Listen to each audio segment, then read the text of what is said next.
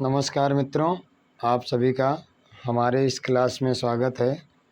और आज हम आपको अपने इस क्लास में सूफी काव्य धारा की साधन यानी सूफी काव्य धारा साधन की अवस्थाएं क्या हैं, उसके बाद प्रमुख सूफी कवि कौन हैं, इस पर यह अपना क्लास लेकर के हम उपस्थित हुए हैं।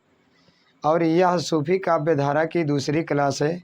इसके पहले की क्लास में हमने सूफी काव्य धारा की परिभाषा या प्रेमाश्रय काव्य धारा की परिभाषा, उसकी विशेषताएं एवं प्रमुख सूफी कवि या विभिन्न विद्वानों के अनुसार प्रथम सूफी कवि कौन किसको माना है, या सूफी काव्य धारा के संप्रदाय कौन कौन से हैं, उसको हमने पढ़ा है। तो आज उसी क्रम में हम अपने इस सूफी काव्य धारा के क्लास नंबर 2 में, यानी ये कौन सा है, क्लास नंबर 2 है। ठीक, सूफी काव्य धारा का कौन सा है, तो ये क्लास संख्या 2। क्लास संख्या 2 में हम क्या पढ़ने चल रहे हैं, तो क्लास संख्या 2 में हम पहले सूफी क्या है, सूफी साधन की अवस्थाएं, मतलब सूफी साधन की अवस्थाएं कौन है प्रेमाश्रय या सूफी काव्य धारा में। तो पहले हम देखते हैं क्या सूफी साधना की अवस्थाएं सूफी साधना की अवस्थाएं कौन कौन सी हैं, उसको हम देखेंगे। ठीक, अब देखिए, सूफी धर्म या भक्ति काल में प्रेमाश्रय शाखा की में सूफी जो संप्रदाय चला, उसके कौन कौन से साधन की अवस्थाएं हैं। तो देखिए, इसमें 4 अवस्थाएं होती हैं। तो पहली अवस्था कौन सी है, उसको हम देखते हैं। पहली अवस्था है शरीयत।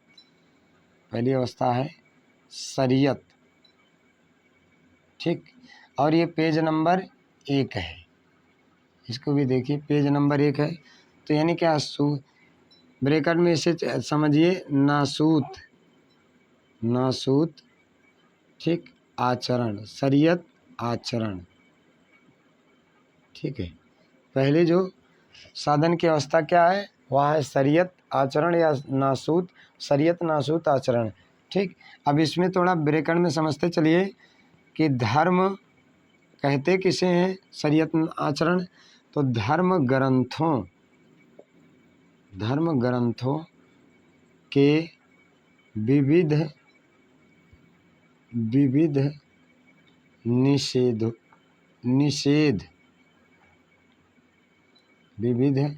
निषेध नियमों का पालन करना। ठीक, उसके बाद ये तो हो गया। शरीयत आचरण क्या है, धर्म ग्रंथों के विविध निषेध, मतलब धर्म ग्रंथों में जो विभिन्न प्रकार के निषेध बताए गए हैं, नियमों का पालन करना, यानी उनका नियमों का क्या करना है, पालन करना, मतलब उन चीज़ों को आपको स्मरण नहीं करना। तो ये क्या, शरीयत नासूत आचरण है। उसके बाद दूसरा क्या हो गया, इसमें दूसरा क्या है, तरीकत।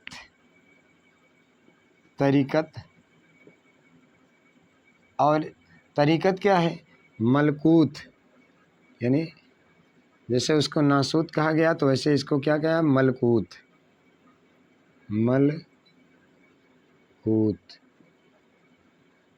ठीक, और मलकूत तरीकत उपासना।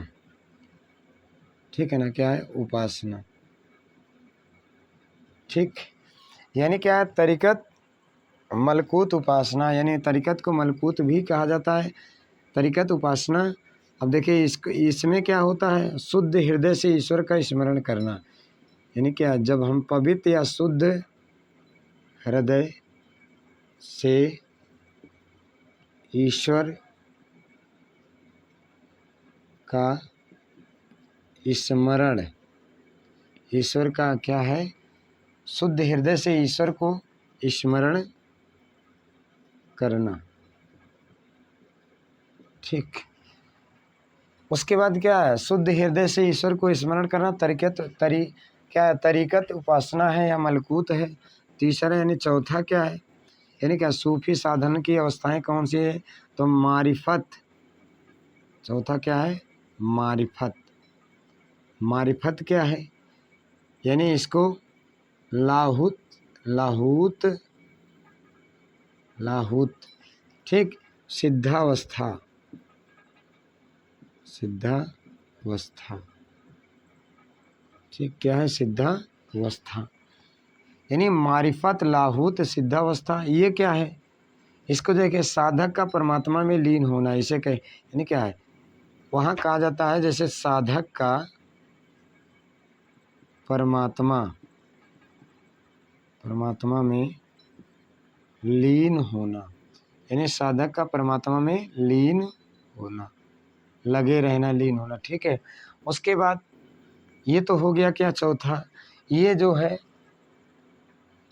सूफी साधना की अवस्थाएं हैं, मतलब सूफी में ईश्वर को प्राप्त करने की ये अवस्थाएं बताई गई हैं।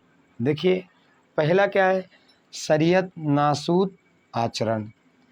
शरीयत नासूत आचरण में क्या होता है, धर्म ग्रंथों के विविध निषेध नियमों का पालन करना पड़ता है। यानी क्या, जो विभिन्न प्रकार के धर्म ग्रंथ है उसमें जो मानव के लिए निषेध बताए गए हैं, मतलब जिनको आपको स्मरण नहीं करना है उसी का पालन करना शरीयत क्या है, शरीयत नासूत आचरण है। दूसरा है तरीकत मलकूत उपासना, यानी शुद्ध हृदय से ईश्वर का स्मरण करना। क्या है, शुद्ध हृदय से ईश्वर का निस्मरण करना, यानी ये तो तीसरा हो जाएगा। अभी एक बच रहा है, उसको हम देखेंगे, पहले इसको देख लेते हैं। उसके बाद मारिफत लाहूत सिद्धावस्था, साधक का परमात्मा में क्या है, लीन होना। अभी एक चौथा है, चौथा को हम देख लेते हैं। चौथा क्या है, हकीकत या जबरूत। हकीकत या जबरूत, सत्यबोध।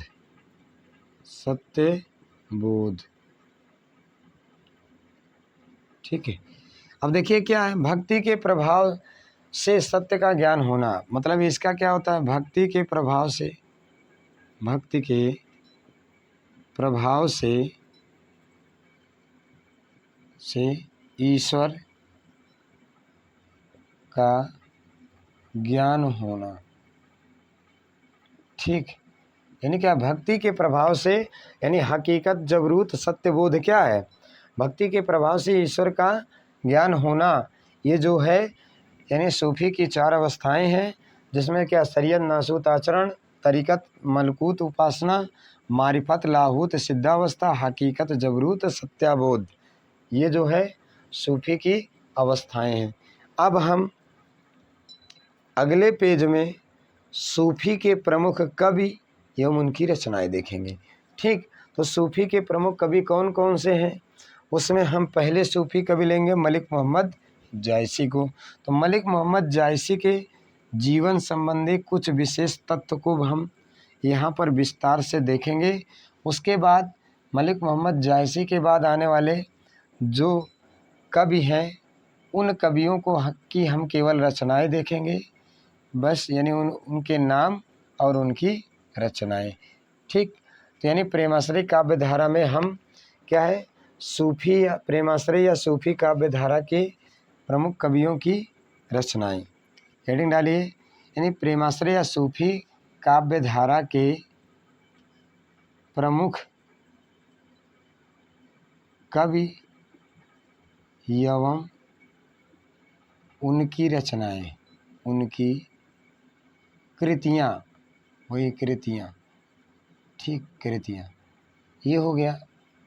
ठीक, और ये पेज नंबर 2, सूफी या प्रेमाश्रय या सूफी काव्य धारा के प्रमुख कवि एवं उनकी रचनाएं। तो इसमें हम पहले ले रहे हैं किसको, पहले कवि को हम यहाँ पर थोड़ा विस्तार से देखेंगे। पहले कवि है मलिक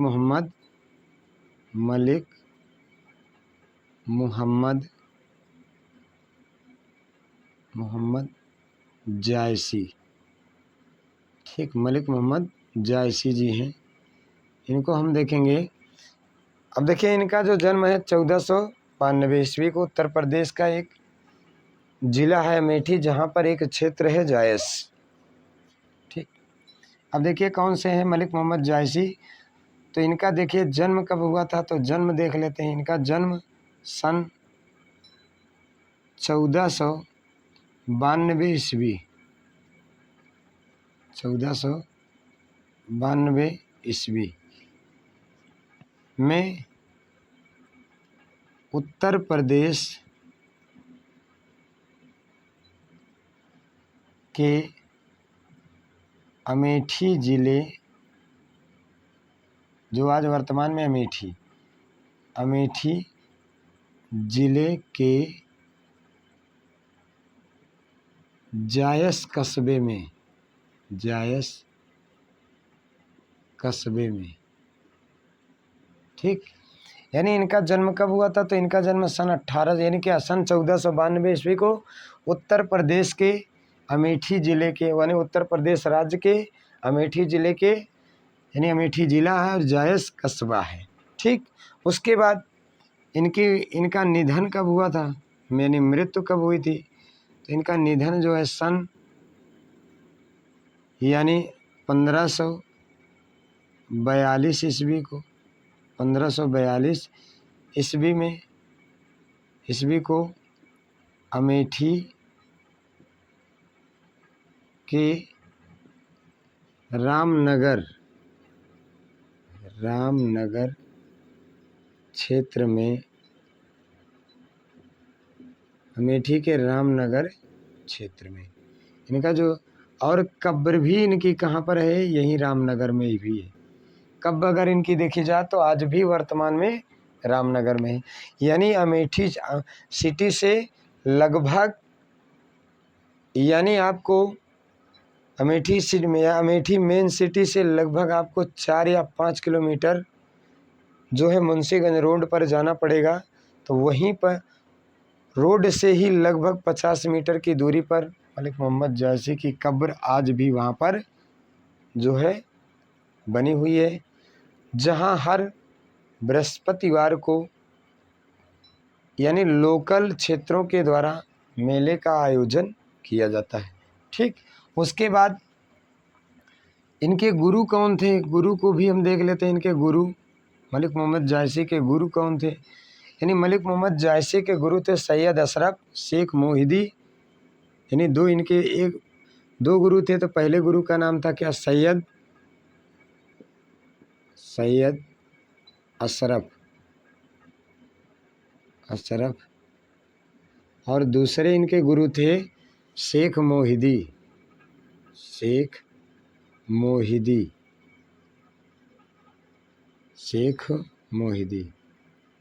ठीक, यानी इन्हीं को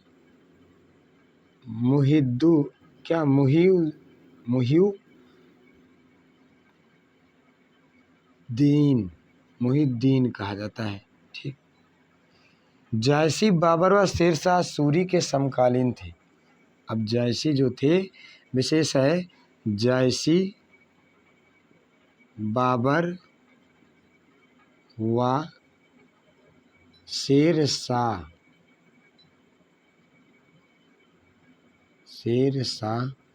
सूरी के समकालीन थे।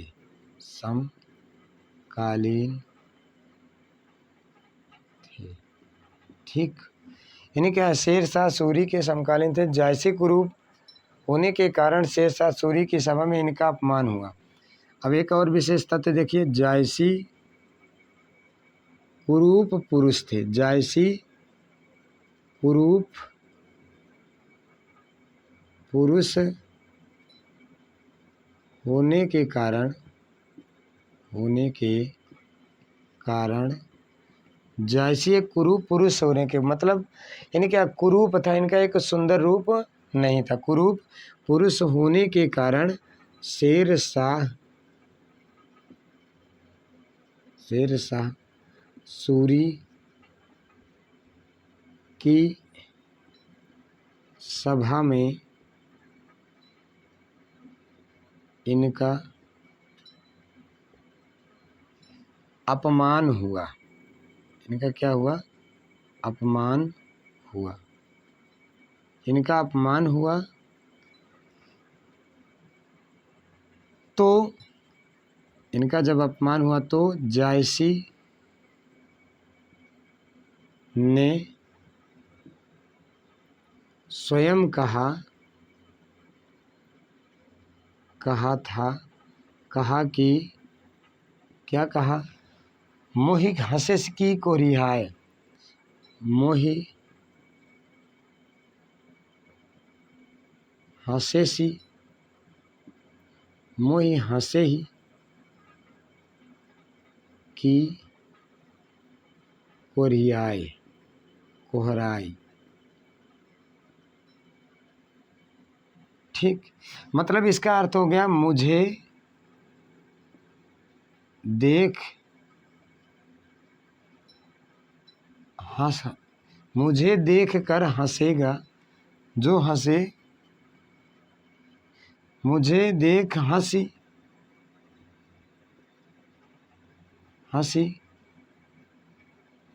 वह, मुझे देख हंसी कि वह कोढ़ियाए। मुझे देख कर के जो हंसेगा वही क्या होगा? कोढ़ी हो जाएगा, मतलब उसके सफ़ेद, यानी उसकी जो लालिमा तो चमड़ी है वो सफ़ेद हो जाएगी। ऐसा जो है यानी मलिक मोहम्मद जायसी ने कहा था।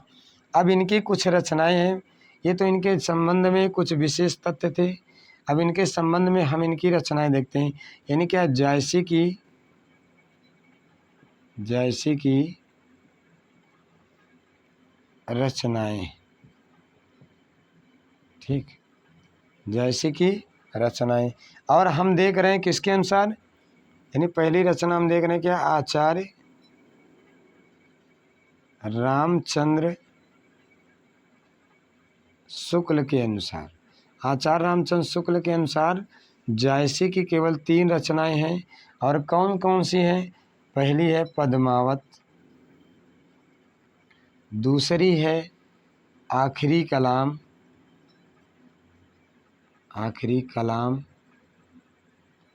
और तीसरी इनकी रचना है अखरावट।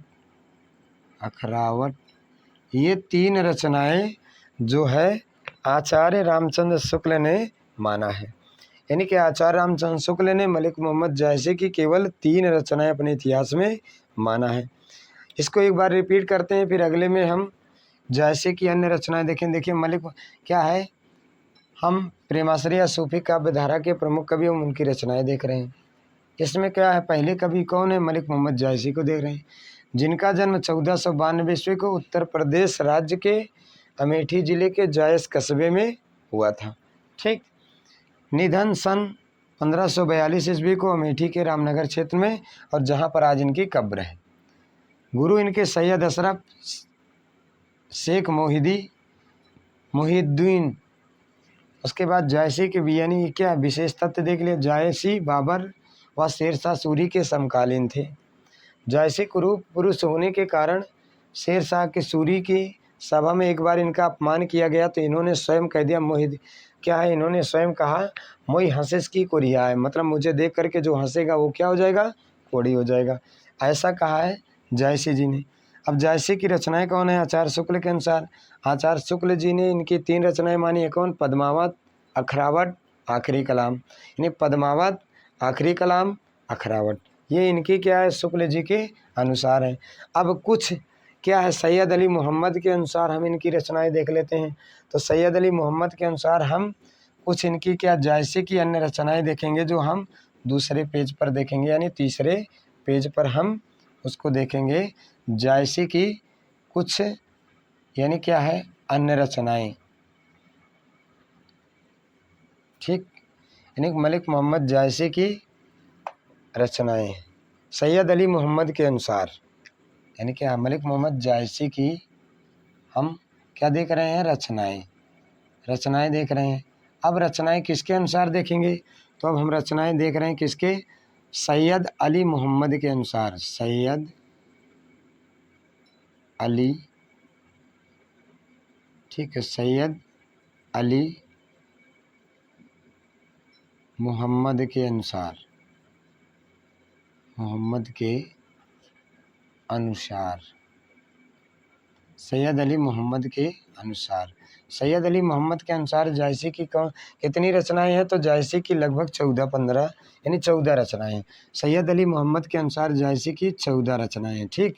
और 14 रचनाएं कौन कौन सी हैं? जैसे इन्होंने पहली रचना मानी है क्या?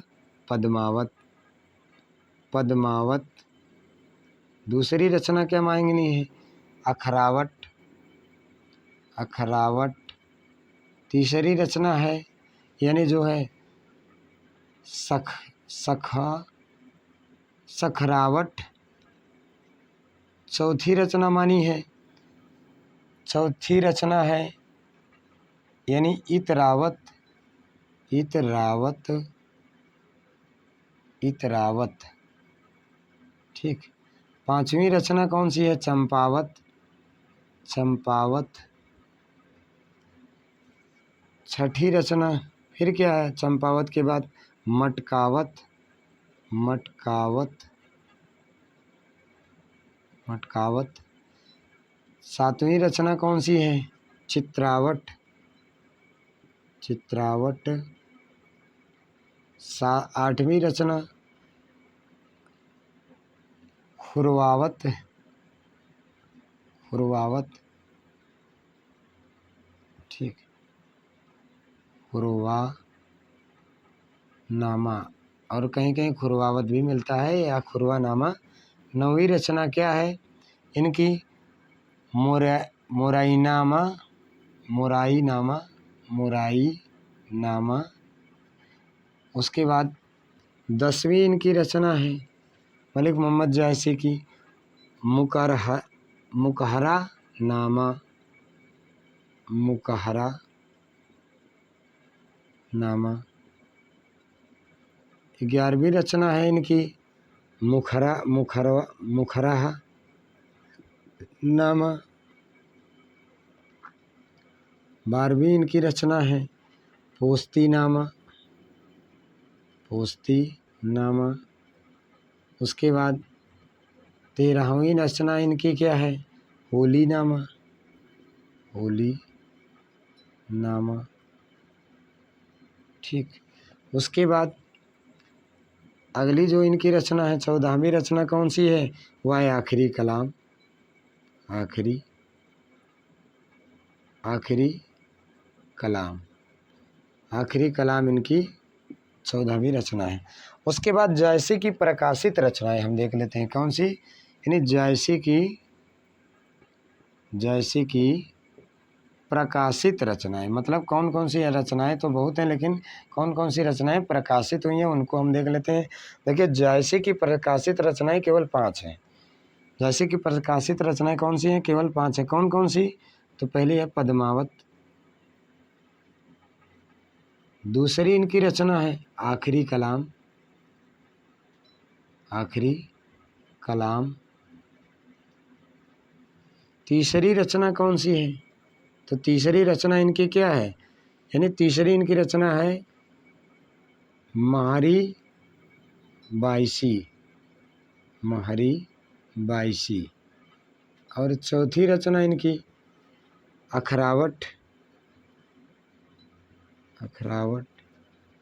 और 5वीं रचना इनकी चित्ररेखा, चित्ररेखा। ये तो जायसी की रचनाएं हो गई, ठीक। ये जायसी की रचनाएं हैं। अब जायसी के बाद हम दूसरे कवि देखेंगे कौन है। तो यानी क्या दूसरे कवि जो हैं उनको हम देखेंगे। तो दूसरे कवि हैं असाइत। दूसरे कवि कौन है? असाइत। असाइत की रचना जो है उसका नाम है क्या? असाइत की जो रचना है उस यानी इनकी जो रचना है वह रचना कौन सी है? यानी हंसावली, हंसावली इनकी रचना है, ठीक। एक बार रिपीट करते हैं, उसके बाद असाइत के क्रम के असाइत के बाद कौन कौन से कवि आते हैं उनकी रचनाएं हम देखते चलेंगे। देखिए मलिक मोहम्मद जायसी की सैयद अली मोहम्मद के अनुसार हम रचनाएं देख रहे हैं।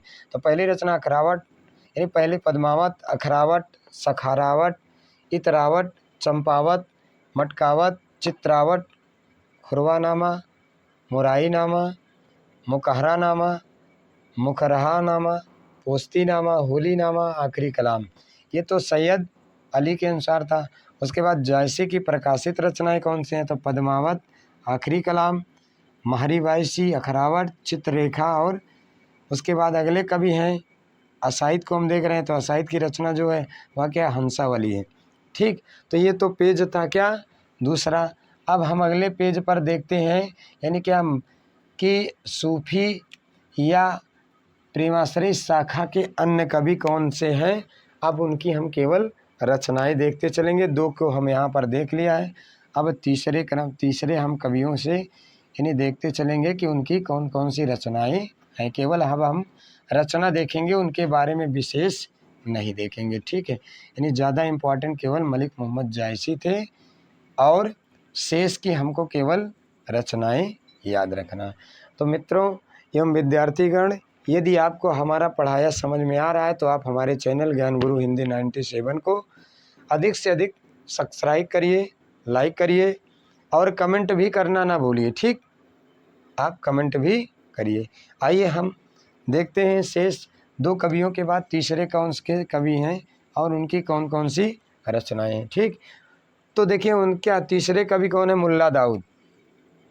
तीसरे कवि हैं मुल्ला दाऊद। ठीक, मुल्ला दाऊद। अब मुल्ला दाऊद हैं तो मुल्ला दाऊद की रचना कौन सी है? चंदायन है। मुल्ला दाऊद की रचना कौन है? चंदायन। ठीक, मुल्ला दाऊद की रचना कौन सी है? चंदायन। और चंदायन को कई नामों से जाना जाता है, जैसे चांदायन, इसी को लोर कहा,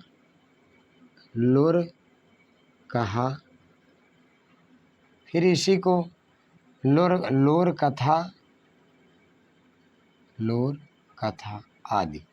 ठीक, आगे फिर कौन है? उसके बाद हैं यानी चौथे कवि हैं दामोदर कवि। यानी कौन है? दामोदर कवि हैं। अब दामोदर कवि की कौन सी रचनाएं हैं? तो दामोदर कवि की रचनाएं हैं लक्ष्मण सेन पद्मावत कथा। लक्ष्मण सेन पद्मावती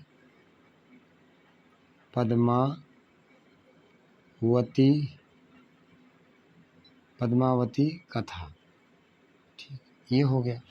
उसके बाद पांचवें जो कवि हैं वह कौन है? ईश्वर दास। पांचवें कवि हैं ईश्वर दास। और ईश्वर दास की कौन सी रचना है? तो ईश्वर दास की रचना है सत्यवती कथा।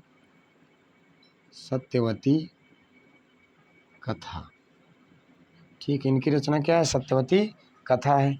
उसके बाद अगले जो हैं छठवें जो हैं वह है कुतुबन। कौन है? कुतुबन। अब कुतुबन की कौन सी रचना है? तो कुतुबन की रचना है मृगावती।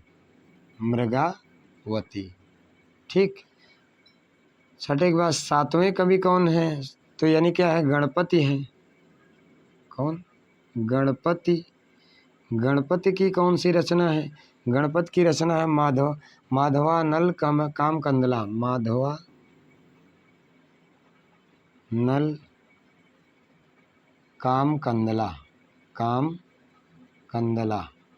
माधवानल काम कंदला।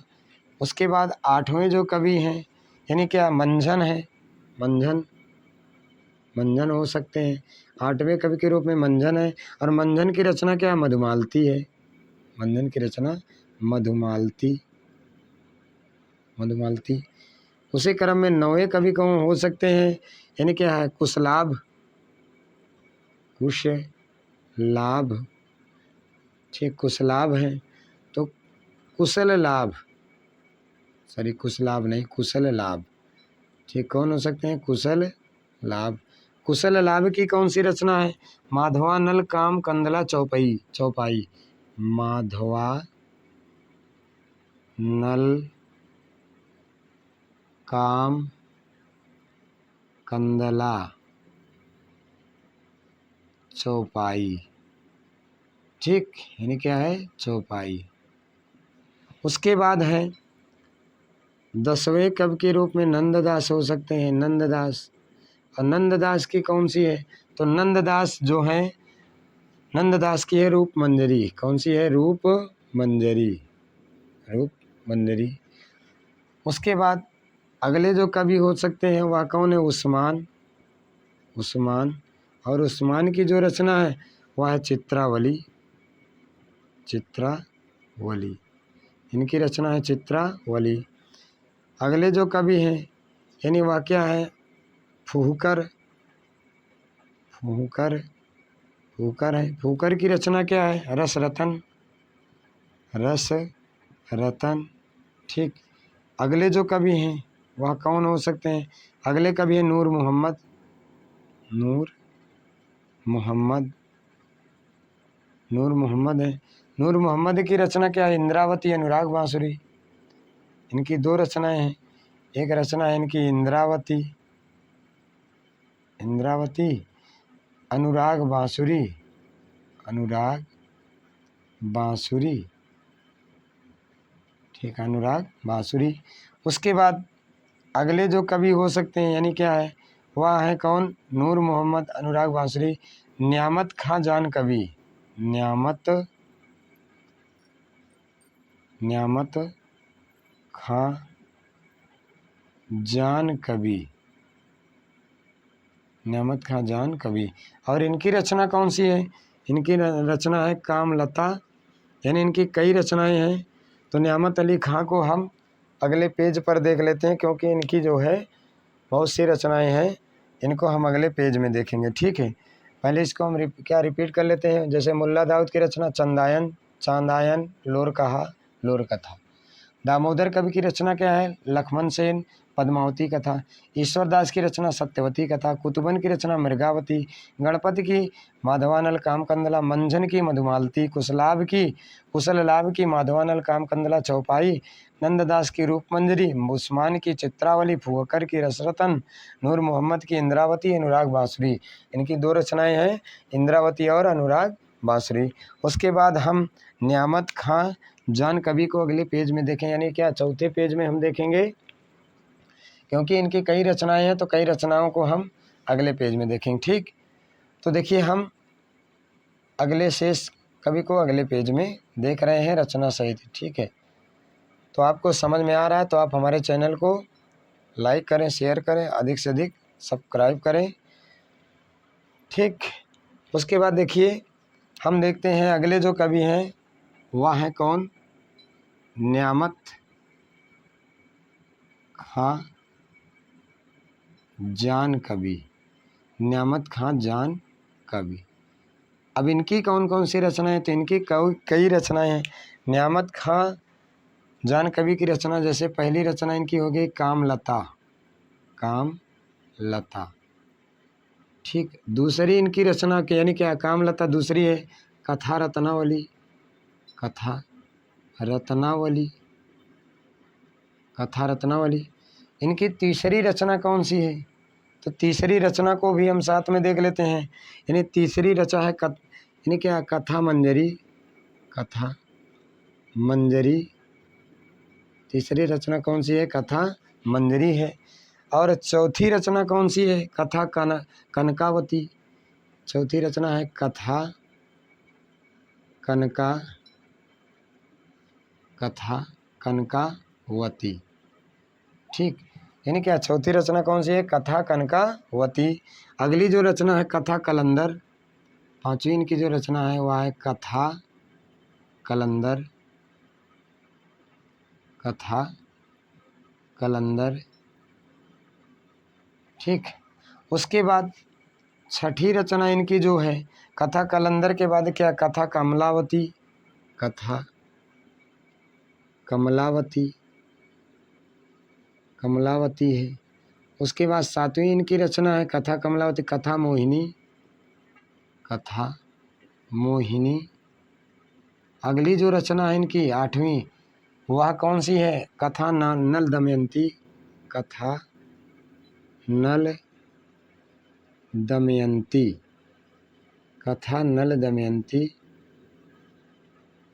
ठीक, उसके बाद यानी क्या है, कथा नल दमयंती अंतिम कथा है, क्या रचना है इनकी, 9वीं जो रचना है इनकी वह है कथा कलावती।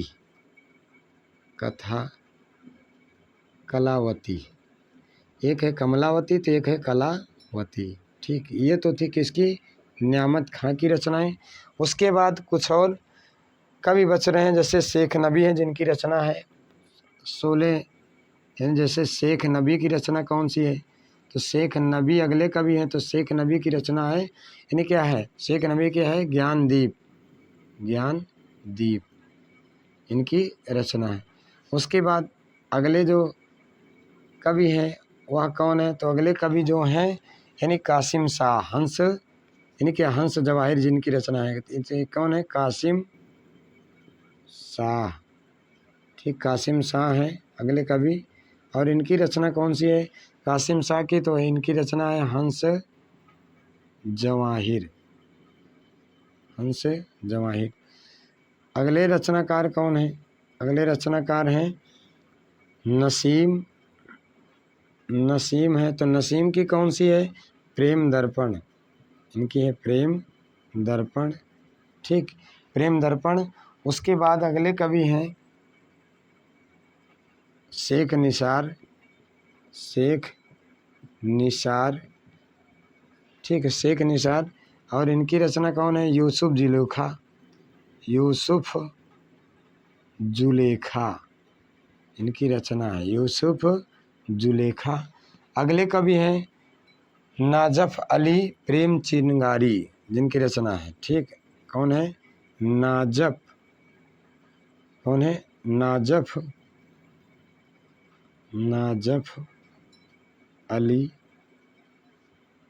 ठीक, नाजफ अली, और इनकी रचना है प्रेम चिनगारी। इनकी रचना है प्रेम चिनगारी। ठीक, यानी क्या, चिनगारी यानी क्या चाहे, प्रेम, इनकी रचना जो है, इनकी रचना है प्रेम चिनगारी। ठीक, यानी तो यहाँ पर सूफी या प्रेमाश्रय काव्य धारा समाप्त हुआ। अब हम आगे आपको अगली क्लास में पढ़ाएंगे भक्ति काल की राम भक्ति शाखा, कृष्ण भक्ति शाखा, जो सगुण भक्ति काव्य धारा के अंतर्गत आती है। ठीक, तो एक बार इसको हम रिपीट करते हैं। न्यामत अली, न्यामत जान यानी न्यामत खां जान कवि की रचना है क्या, कामलता, कथा रत्नावली, कथा मंदिरी, कनक, कथा कनकावती, कथा कलंदर, कथा कमलावती, कथा मोहिनी, कथा नल दमयंती, कथा कलावती। उसके बाद अगले कवि हैं शेख नबी जिनकी रचना है ज्ञानदीप। उसके बाद है कासिम शाहिर जिनकी रचना हंस जवाहिर। नसीम है जिनकी रचना प्रेम दर्पण।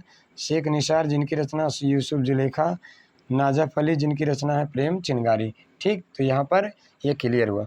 यदि किसी को कोई समस्या होती है तो आप हमारे मोबाइल नंबर यानी हमारे मोबाइल नंबर 97 93 54 25 96 पर कॉल करें यदि किसी को कोई समस्या होती है तो, अन्यथा बिल्कुल न करें। ठीक, धन्यवाद। अगली क्लास में हम आपको फिर मिलेंगे सगुण भक्ति यानी भक्ति काल की सगुण भक्ति काव्य धारा पर को लेकर के। ठीक, धन्यवाद।